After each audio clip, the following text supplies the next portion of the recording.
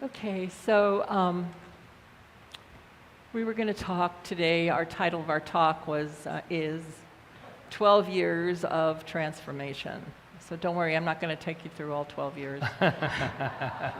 When I was a little girl, and no, I won't do that. But what I will do is just share with you how this principle works. And if you're not familiar with it, I hope I can make it clear. My transformation didn't start when I came to Kaua'i. It started a long time ago. We've all been on journeys, right? With ourselves, with our consciousness, with our families, with our love, with everything, our trials, our tribulations, everything. We've all been on journeys. And throughout those journeys, we have the choice to transform. And that is what our science of mind stands for, is to make those transformations, to see the good in the situation and to bring something forward from it, to not let ourselves just wallow in it. And it's not about not feeling our feelings, because we do feel our feelings deeply when we go through hard times or challenges or deaths or all those things, illnesses. But what it's asking us to do, this teaching, and it proves itself all the time, is to take the wisdom, take the good when we're ready from it, and to live it forward. And when I got off the plane, when we came here in 2012 on a vacation, we were looking for a place to be ministers because we wanted to start our own work. And we looked at different places in the country. We didn't look out of the country. And the day that we got off the plane going on vacation, I had never been here before. I had never even been to Hawaii, but I knew. I don't know what that is. There's something where you just know. And I invite you, when that happens to you, when you just know something, allow yourself to go there. That's your intuition calling you to your next step. I just knew. It didn't make any sense. We didn't know anybody here. I think we knew one person that we didn't even know was here. And, but I knew. And when we went back to the mainland, we were gone within 6 months to come here. And what I want to say about that, as far as the teaching is concerned, is that as soon as we set that intention with our hearts and our minds aligned, the intention unfolded. And people said to us things like, "Oh, we were calling you. Oh, this is perfect. This is just what I've been looking for." But the one we got a lot was, "We were calling you." I don't know if they knew what they were calling, but they were calling something to come in and to enlighten them in some way. And that's what happens, because in the quantum field, we're all, like I say, and in the one mind that we teach, we're all entangled.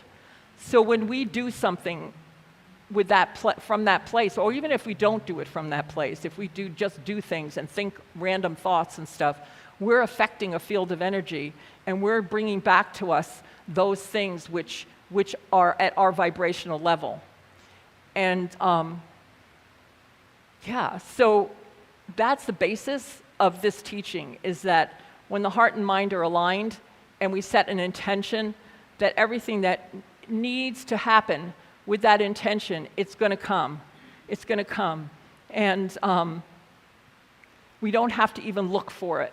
We just have to be ready for it and make ourselves ready. And we were more than ready, as far as what we knew about the teaching and about what we wanted to do, but we didn't know how we were going to do it. We didn't know, we had a business plan, I guess, but we didn't plot out every moment and every person we would meet. And I always love to just tell this one story because it was so shows the point. We didn't have a place to meet yet, but we sent the card out anyway, saying we would meet on this date. And we sent it out and we said, "To be announced, call this number." And so we started looking for a place, and we just opened up and we walked into the Aston Aloha, and this beautiful Hawaiian woman came out. And she said, "I have a feeling about you too. I'm going to give you the room in the back, and it's going to cost this much, blah, blah, blah, blah." And that was it. We just had that room. And she disappeared. I don't know what happened to her, but she was gone from that hotel the next day. So I'm just saying, I don't know if she came from the quantum field, like our cat here, Quanta, and just dropped in that day to just make sure we got that room. But this is what I'm talking about. This is the faith, the kind of faith we have to have, and the trust we have to have when we make an intention and we align it with our hearts.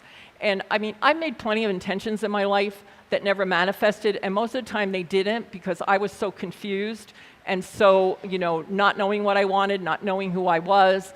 I had to do the work first to get myself aligned, and I'm going to tell you that this is a daily process for me. It doesn't just happen easily and then everything's fine.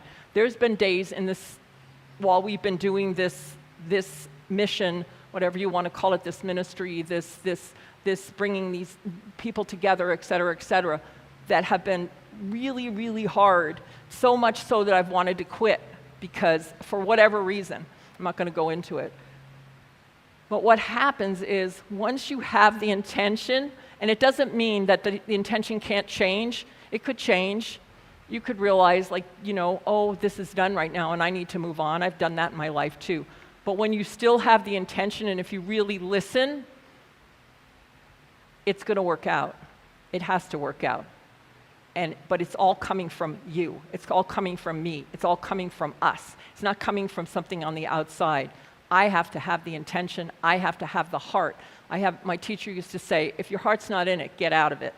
There's truth in that because your heart is the thing that does the love. The love is the propelling force that brings everything together.